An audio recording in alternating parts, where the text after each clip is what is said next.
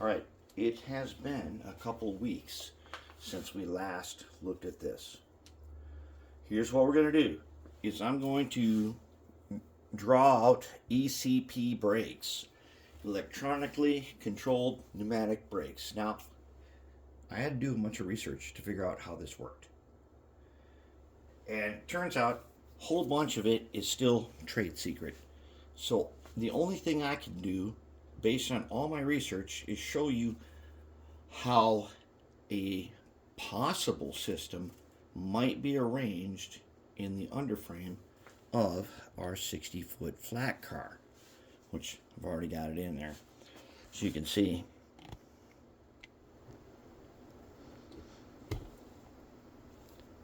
we got what I think is a plausible arrangement. The actual arrangement is a trade secret, and you can't get access to it, and there's nothing to do about it.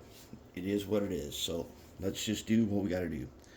All right, first of all, an ECP brake, electronically controlled pneumatic brake system, works kind of like the regular brakes, except at each end of the car, over here and here, you'll still have to connect the brake hose. That'll give air pressure. But then you'll have to connect a cable.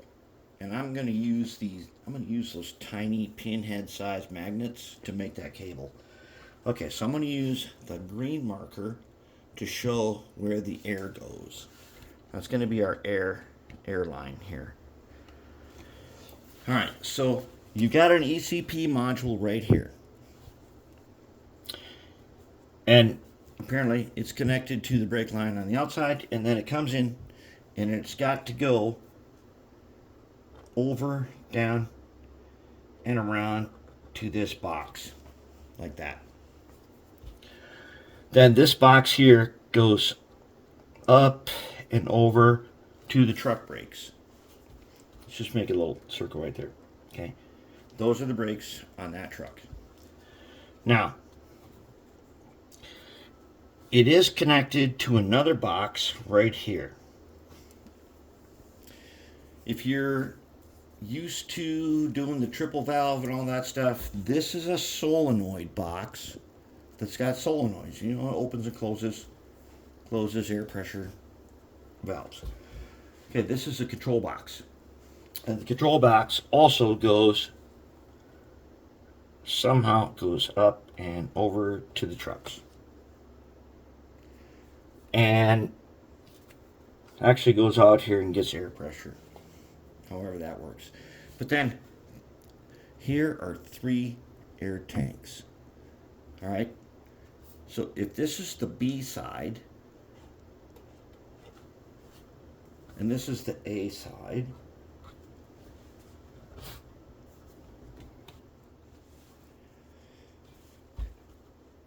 what we got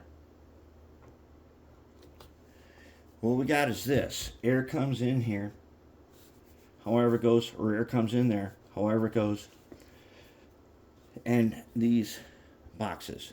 But as you can see on our flat car, we already know that the center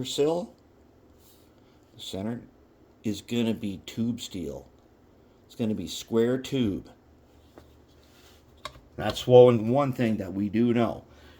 So I don't know if they're going to put airline in there, but there's going to be 2 connections to the main brake cylinder right there. The main air brake tank. This is an air tank, and you got 2 others. You got the 2 emergencies, the A emergency and the B emergency. So there's going to be 3 tanks. All right then. So that being said, yep, that's everything for that. That's all of the airline. Now, what there's also going to be is you're going to plug in a cable, some kind of networked cable. It's going to be a big one. I've heard it's going to be like 27 pins or however many. It's going to carry 74 volts, or it might be higher or whatever. We don't know. whatever it's going to be, there's going to be a wire. Not a wire, a cable. And as I understand it, this cable is definitely going to go from this box, and it's going to go all the way around to that box. And on the outside, you will connect those with cables, like an MU hose, something like that. What I don't know is how these two boxes here, if at all, this is called the ECP control box. I would guess it'd have to have some kind of wiring, but I can't find anything that says what or how. Only thing I can find is, I bet this is the real controller, and this guy here just has some logic in him that charges up these tanks, and I put a gap there because that's where the center seal is. Something is happening right here. I don't know what it is. And then this is a solenoid valve, and the solenoids open and close stuff. So there it is, and here's our car, which is mostly ready. You can see there's my cable, runs all the way around.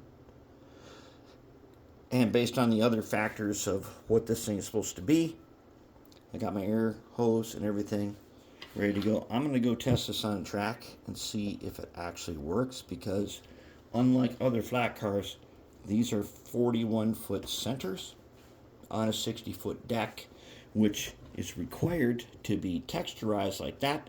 And you can see the channels running down there. Those are chain pockets. So there should be one, 2, 3, 4 heavy-duty chain tie-down pockets. And I'm going to go test to see if it at least runs, because it's ready. It's actually ready to find out if it's operational, and then we'll detail it.